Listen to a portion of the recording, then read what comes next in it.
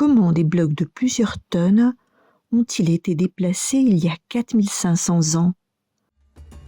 Il y a plus de 4500 ans, au cœur du désert égyptien, sur le plateau de pyramide de Gizeh, un chantier colossal prend forme. 3 pyramides principales, dressées avec une précision qui intrigue encore aujourd'hui, leur orientation est presque parfaite, alignées sur les points cardinaux. Certaines semblent même liées aux étoiles, comme l'étoile polaire ou Alpha du Dragon. Simple prouesse technique ou connaissance plus avancée qu'on imagine? Les premières pyramides apparaissent vers 2700 avant notre ère. Les dernières, plusieurs siècles plus tard. Au total, l'Égypte en compte plus d'une centaine. Mais celle de Gizeh reste unique. Construite en moyenne sur une vingtaine d'années, elles suivent un axe précis, comme si chaque détail répondait à un plan global. Leur forme n'est pas anodine. La pyramide serait un symbole, un lien entre la terre et le ciel, un passage. Car ici, tout est lié à la mort et à l'éternité.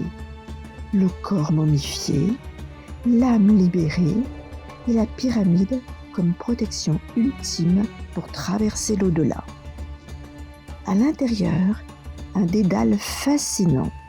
La chambre du roi, celle de la reine, la grande galerie aux proportions impressionnantes. Chaque espace semble pensé avec une précision presque obsessionnelle.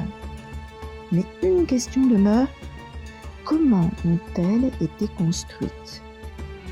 Les blocs pesant en moyenne entre 2 et 3 tonnes, parfois bien plus, ont été extraits, déplacés, puis assemblés à l'aide de traîneaux, de leviers, de rampes, ou selon certaines théories, grâce à des techniques encore mal comprises. Taillés ou moulés directement sur place, le débat reste ouvert. Des milliers d'ouvriers auraient participé au chantier. Contrairement aux idées reçues, il ne s'agissait pas d'esclaves, mais d'artisans organisés, nourris et logés. Un effort collectif immense, mais étonnamment structuré.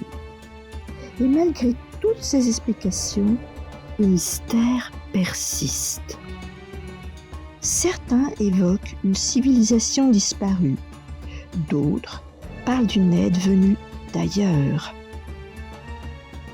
Des hypothèses fascinantes, mais qui alimentent surtout une question plus profonde. Avons-nous vraiment compris ces monuments? Aujourd'hui, les pyramides attirent des millions de visiteurs. Classées au patrimoine mondial de l'UNESCO, elles font l'objet de programmes de conservation. Car le temps, le vent et les activités humaines les fragilisent peu à peu. Et pourtant, elles sont toujours là, immobiles, silencieuses, comme si elles gardaient encore une part de leur secret.